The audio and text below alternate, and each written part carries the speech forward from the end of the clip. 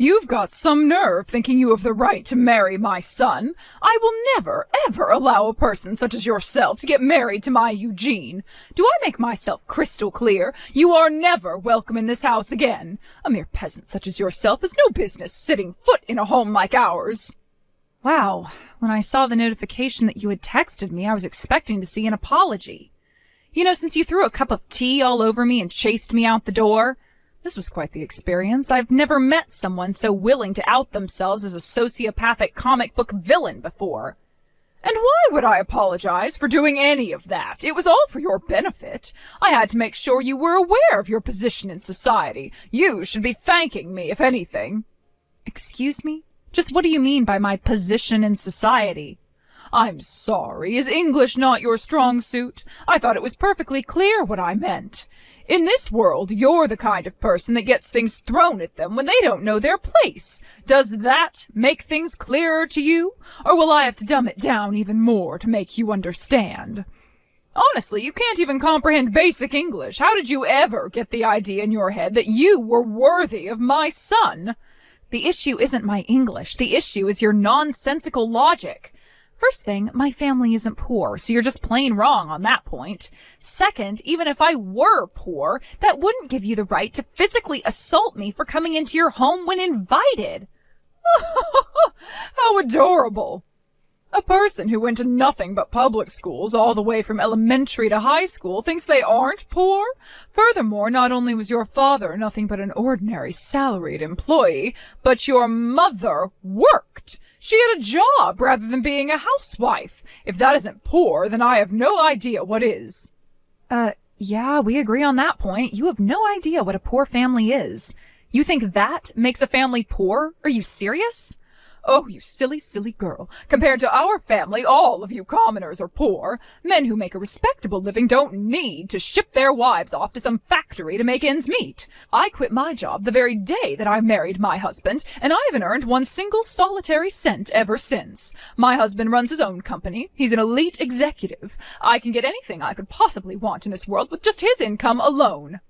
Yeah, I have no doubt that you have a very comfortable lifestyle with your husband's income. He runs one of the biggest companies in the state, and well, I'm trying to remember what Eugene told me. How many houses do you guys own? Was it 4 or 5? 4? What do you think I am, lower middle class? We have 6 houses, thank you very much. We had 5 for some time, but we drove by a lovely little cottage a few weeks ago, so I had my husband buy it for me. My husband is absolutely wonderful to me. He buys me whatever I want. I'm sure that must be quite a shock, coming from a family who only owns a single run-down shack. Leaving the run-down jab aside for now, yes, we own one house, but seeing as my parents both worked, it was hard for us to go on any extended vacations together anyway. We could barely ever go camping overnight, much less go and stay in a second home for the weekend. I really don't understand how you peasants could live like that. Our family went on vacations whenever we felt like it. That's one of the benefits of inheriting a successful family business. Since you run the whole company, there's no need for you to ask for time off work. You simply take it. I've probably forgotten about more family vacations than a pauper like you has ever taken. How lovely for you. And my lifestyle didn't change one bit after marrying my husband. He's an incredibly talented businessman, one of the best in the country, I'd say. He managed to start up his own company, even without the financial assistance of my fabulously wealthy parents. Not only that, but he made it into a giant in the industry. Eugene inherited his genes, too. He's just as talented as his father. He took my grandparents' company and made it into an even more powerful enterprise. Trust me, I am very aware of what a hard-working and talented man Eugene is. Leading a well-established company like that at such a young age has to come with a ton of pressure. But he doesn't ever seem like the pressure bothers him at all. He just pushes on towards whatever goal he's working on and generating results, too. It's precisely that nature of his that makes me want to support him as his wife. Hold your tongue, peasant girl! I've tried so hard to get you to understand just how low your stature is, but you are bound and determined to avoid the plain truth. My family is descended from nobility, and our company has well over 100 years of history. My husband is one of the most successful businessmen in this state in a century, and my wonderful son is already a successful executive at his young age. Many of my relatives run their own companies as well. A lowly, impoverished girl like you has no business marrying into a family like mine. I order you to break up with my son immediately. Well, Katrina, you've made your opposition to our marriage very clear. I also know that your reason for opposing our marriage is because I'm apparently not wealthy enough for your standards. Yes, and that's a perfectly valid reason. Marriages are supposed to take place between people who are of the same caliber. You, my dear, are simply not up to snuff. I won't let you have my son. Don't think I don't know that you're only marrying my son for his money, you vile, greedy little girl. Okay then, fine. We'll call the engagement off. Good. Now never come anywhere near our house again. If people see you in the area, it'll cause local real estate values to plummet. Understood. Goodbye, Katrina. Alina, is it true? Are you really breaking off our engagement? My mom just called me over. She said she had something really important to talk to me about, and she told me that you accepted her request to break off our engagement? Please, Alina, tell me that isn't true. No, it's the truth, actually. The way she was talking to me, it just made me so sick to my stomach. I couldn't just sit back and take it anymore, so I decided to put our marriage on hold for now. Alina, I am so sorry for the way my mother spoke to you today. Don't worry, I'm gonna have a serious heart-to-heart talk with my mom about this. I'll have her apologize to you in person. So please don't do this. Don't break up with me. You're the only woman in the world for me. There's no one else I'd rather marry. I really appreciate you saying that, Eugene. It makes me so happy to have a man love me the way you do. But I'm sorry, I just can't get married while the mother of the groom is so desperately opposed to the marriage. It just wouldn't work out. I had no choice but to call off the engagement. But Alina! Don't worry, Eugene. Everything's gonna be all right. Remember, I'm only calling off our engagement for now. I didn't say for good. Wait. Really? So we're not breaking up? She said to call the engagement off, so I did. It's as simple as that. My long-term plans remain unchanged, however. I still have every intention of marrying you. We're going to be together forever, Eugene. It might just take a wee bit longer than we originally planned. That's all. Really? You mean it? So it's not that you don't love me anymore? Not at all. I still love you just as much as I ever have.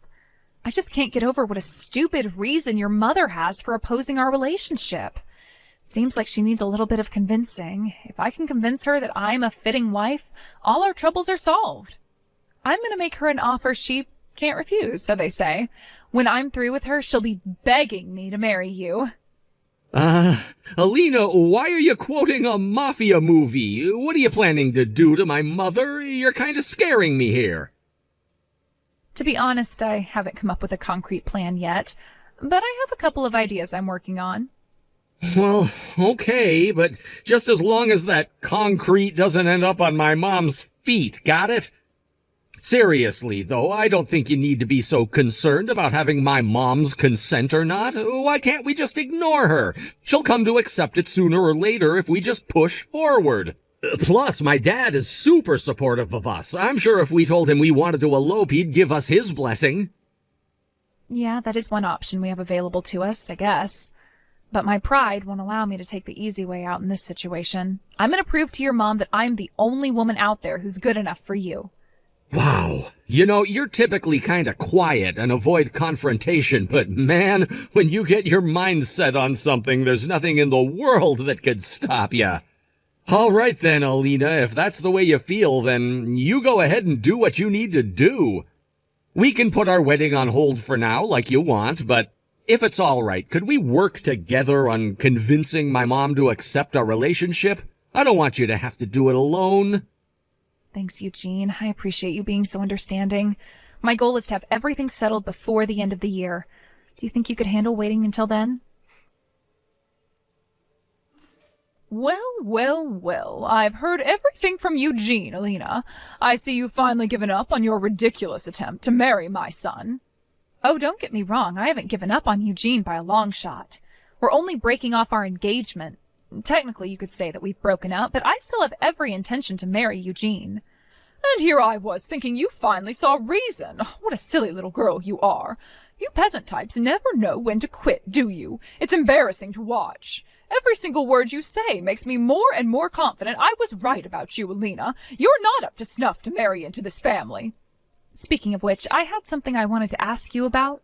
When you say I'm not up to snuff, what does that mean specifically? What would you consider being up to snuff? What? It's clear that this is a subjective judgment by you, so I'd like you to clarify what you mean by that. More specifically, what would I have to do in order to get you to accept me as a suitable wife for Eugene? I'm very much in love with Eugene, and I'm willing to do whatever it takes for you to approve of me. So what about me isn't up to snuff? What would I have to do to become up to snuff? I don't see why I should have to explain myself to the likes of you, but since you're being so obnoxiously persistent, I'll humor you. I'm talking about money, you dolt. If you don't have at least a similar net worth to ours, then there's no way I could ever consider you as up to snuff for my Eugene. Ah, I see. So let me see if I have this correct. You're saying that I need to have as much money as your family does, right? Isn't that what I just told you? Yes. If you had as much money as my family does, then I would accept your relationship. Not that a pathetic little peasant girl like yourself could ever do that. It would take you 1,000 years, maybe even 10,000. You really think it would take that long? Oh, no. Are you going to tell me that you're going to go right now and start saving up money until you have as much as my family does? You must have dropped out of high school or something. Basic math skills would tell you that's impossible. You could save $1,000 a month every month for the rest of your life, and it still wouldn't be enough, you idiot. It's clear to me now why you thought you deserved to marry my Eugene. You're not living in reality. You're living in some peasant fantasy world. Huh? Did you forget what I told you before? I come from a line of successful entrepreneurs. He's retired now, but my grandfather ran the family business he inherited from his father. Eugene now runs that company, and he's grown our family's wealth and influence to a far greater level than it ever has been. My husband is a successful businessman in his own right. He built his own company from the ground up, and it's now one of the most successful companies in the area. When you add up our real estate and other liquid assets, our net worth is positively astronomical, something the likes of you could never possibly comprehend. I would make a conservative estimate of our total net worth at around 50 million. 50 million, huh? I see. You're right, that is quite a lot of money. It definitely would be difficult to build up that kind of wealth from scratch. Do you see now, peasant girl? Are you finally prepared to give up on marrying Eugene? No matter how hard you work, no matter how hard you save, no matter what you do, there is no possible way that you will ever end up being up to snuff for this family. Now go and marry some poor man who's just as poor as you are. You'll find plenty of them downtown on the street, living in cardboard boxes. Nah, no thanks. I'm gonna go ahead and marry Eugene. After all, my family meets your criteria of being up to snuff, so you shouldn't have any problem with us getting married. Isn't that great news? What on earth are you talking about? I give up. I surrender. You are totally hopeless. Even after all this time, you still think your pathetic, impoverished family is worthy of associating with mine. You said we'd need to have a net worth of 50 million, right? We've got plenty more than that. I was actually kind of surprised you set your standards so low, to be honest. I had no idea you'd be so reasonable. Now that that's settled, Eugene and I can go back to preparing for our wedding. Are you out of your mind? Do you have any idea how much money 50 million is? If you make 1,000 a day, it would take you over 100 years to save that much. There's no way a family as poor as yours could ever have that much money. It's mathematically impossible. What are you going to try and tell me now? Have you just been pretending to be a poor family, and the truth is that you're actually fabulously wealthy? Yeah, actually we are. My family may not live too extravagantly, but the truth is we are quite wealthy. You said you were descended from nobility, isn't that right? Me too. I have royal blood. Wait, you have royal blood? What do you mean? It's surprising to hear, huh? Imagine how I felt the first time my parents told me about it. They sat me down one day when I was old enough to understand and broke the news to me. I didn't even believe them at first. I started laughing. I thought it was all some kind of prank. I don't believe that story either. That's all a lot of nonsense. Clearly your parents are just lying to you to make you feel better about being in abject poverty. I mean, think about it, Alina. If your family were really royalty, why on earth would you be living in a place like this? I can't believe you actually took such a ridiculous story seriously. Believe it or not, it's the truth. But my grandfather was actually a member of an Arabian royal family. And as for why we're living here, we moved over here when my grandpa died, before I was born. Are you being serious right now? My grandmother was from around here, but she went on a trip in the Middle East after graduating from high school. While she was there, my grandpa saw her while he was out on the town disguised as a commoner to get away from their mansion for a while and instantly fell in love with her. So, yeah, he went up and talked to her, and long story short, my grandma became a princess. A princess? To be fair, it's not like she was the only princess. My grandpa wasn't even in line to inherit the throne, so she was never going to be the queen or anything. But being royalty, they had enough money to live wherever they wanted, however they wanted, with no issues. Their happiness was short-lived, though. Shortly after their son, my dad, was born, my grandpa passed away in a tragic accident. So my grandma had a discussion with the rest of the royal family about what to do, and in the end, they all agreed that it would be for the best for my grandma to move back here with my dad. They made a deal with her. In exchange for inheriting all of her husband's share of their family's assets, she would renounce her and my dad's royal status. They obviously didn't want some distant relatives coming around in the future all of a sudden making a claim to the throne, you see. That sounds like something out of a movie. Needless to say, the money that she inherited was more than enough for her to raise my dad by herself. She also invested that money well, and so her fortune just kept growing and growing and growing. And as a result of that, my family's estate is just about as big as yours is. I don't believe this. It can't be true. If you really had that much money, you'd surely be living a much more luxurious lifestyle than you are now. Your house, your clothes, your car, everything you own is so painfully middle class. Yeah, that's true. I don't know. I guess my family just never really had much of a taste for luxury. Plus, the only reason we had all that money was because my grandma married into royalty. It seemed like it would be disrespectful to my grandpa's memory if we just went and squandered it all on expensive junk. But you, on the other hand, are one incredible person, Katrina. All your family's money is from the hard work of your grandparents, your parents, your husband, and your son. You haven't worked a day in your life, have you? But you have absolutely no problem lording your family's wealth over other people despite doing nothing at all to contribute to it. That's incredible. What did you just say? Are you trying to insult me, Alina? Insult you? Oh, perish the thought. I'd never dream of insulting you. I'm just impressed with how uninhibited you are, that's all. If it were me, I'd never be able to act like you do. I'd be way too ashamed. But you don't seem like it bothers you at all. That's incredible. You are insulting me, aren't you? In any case, everything I've just said is true. So my family meets your criteria. We have just as much, if not more, money to our names as your family does. So what do you say to that, Katrina? Is my family up to snuff? Do you still object to me and Eugene getting married? Oh, that. Well, If you don't believe me yet, that's fine. I can prove everything if you want me to. I can go and get some bank statements showing a detailed breakdown of my family's assets. My grandma can show you the pictures from their wedding with the whole royal family together, too. You should see her dress. It was gorgeous. Oh, wait, that's right. You told me that I was never welcome at your house again because my presence might lower neighborhood real estate values.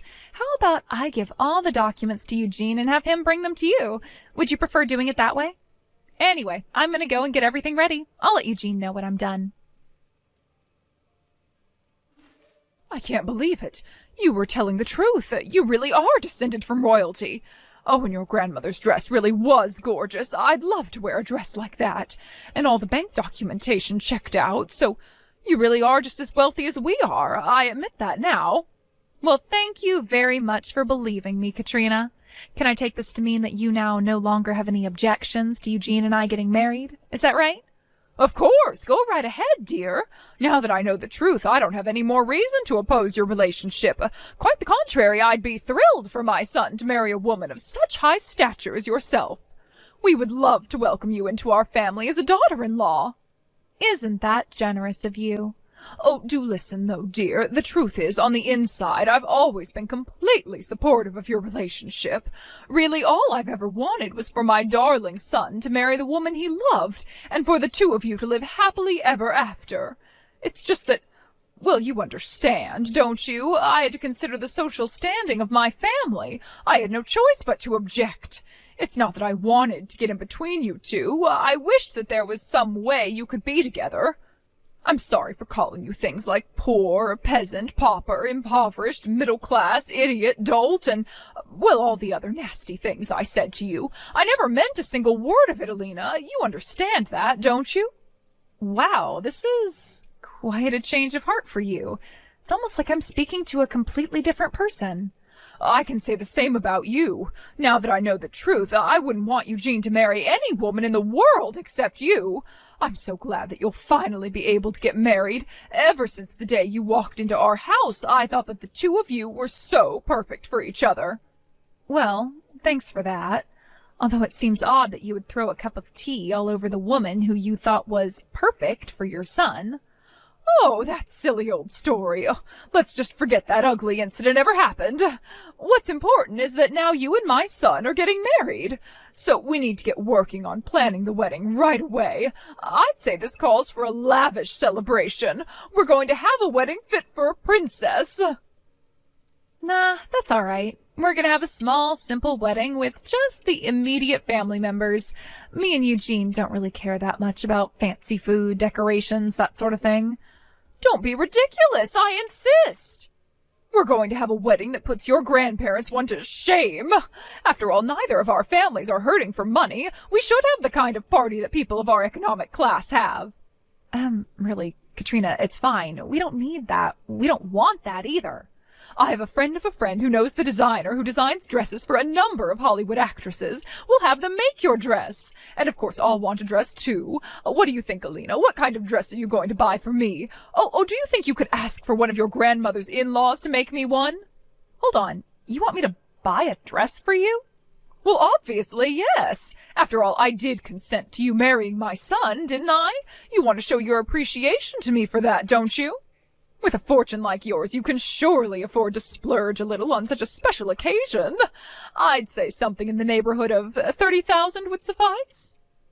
I'm not spending $30,000 or even $300 on a dress for you, Mom. I'm not even going to invite you to our wedding, so leave Alina alone. Never bother her again. Huh? Wait, did you just call me Mom? Eugene, is that you? Are you with Alina right now? Yeah, I am. We've been having an important talk about our future, and we've made our decision. I'm cutting you out of my life, and we're just going to have a small wedding for our immediate family. Nothing that we do from now on is any concern of yours, so don't butt into our affairs.